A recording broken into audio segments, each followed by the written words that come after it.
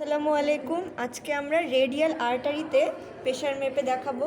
তো আমাদের হাতের এই যে এইখানে আমরা রেডিয়াল আর্টারি পাই, এখানে আমরা প্রেশার কাপটা বেঁধে আমরা এই আর্টারিকে কেন্দ্র করে আমরা প্রেশারটা মেপে দেখাবো। তো এটা হচ্ছে আমাদের বিপি মেশিন, আর বিপি মেশিনের এই যে প্রেশার কাপটা যেইটুকুতে পাম্প হয় মানে ফুলে যায়, সেটুকু ভাঁজ করলে মাঝখানে যে পয়েন্টটা থাকে সেটা আমাদের আর্টারি পয়েন্ট।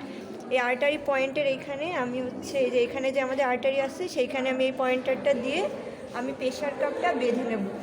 খুব বেশি টাইটও হবে না, খুব বেশি ঢিলাও হবে না। এবার বেঁধে নিলাম।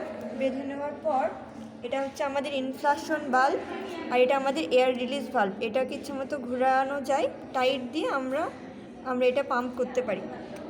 আর এটা আমাদের হচ্ছে ম্যানোমিটারটা আমি একটু উপরের দিকে সেট করব। এটার নিয়ম হচ্ছে একটু হার্ট পজিশনে সেট করা। আচ্ছা, আর পেশেন্ট অবশ্যই অনেক রিল্যাক্স মুডে থাকবে। পেশেন্টের পা ক্রস পজিশনে থাকবে না, একদম সিম্পল পজিশনে থাকবে। এবার এইখানে যে আর্টারি আছে, এইখানে আমি আর্টারিটা ফিল করব, যে এখানে আর্টারির বিটটা আমি ফিল করব। আমি এখানে আর্টারির বিটটা পাচ্ছি এবং তারপর আমি এটা পাম্প করা শুরু করব। এই যে ইনফ্লাশন বাল্বটা আমি পাম্প করা স্টার্ট করব।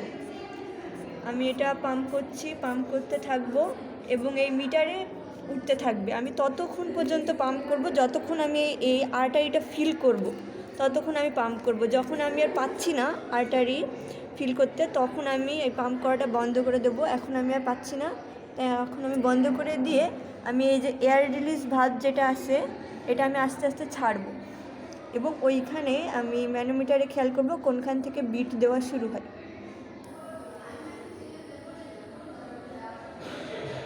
আমি এখানে 100/60 থেকে পেয়েছি। প্রথমবারে সঠিক মান নাও পেতে পারি, এজন্য আমি পুরোটাই খুলে দেব। খুলে দিয়ে বাতাসটা আবার বের করে নেব। সাধারণত দ্বিতীয়বারে ভালো সঠিক মানটা পাওয়া যায়, সেই জন্য আমি আবার পাম্প করতেছি। আবার এটা টাইট দিয়ে নিলাম এবং আবার আমি পাম্প করা শুরু করছি। আর এখানে আমি আর্টারিটা ফিল করতেছি।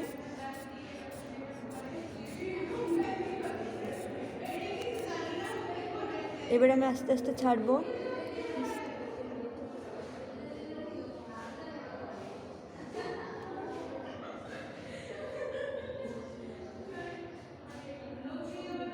যে 110 থেকে বিট দেওয়া শুরু হয়েছে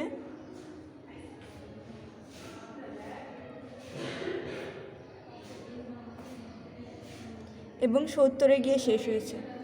তাই ওর প্রেশার হচ্ছে 110/70। Thank you so much.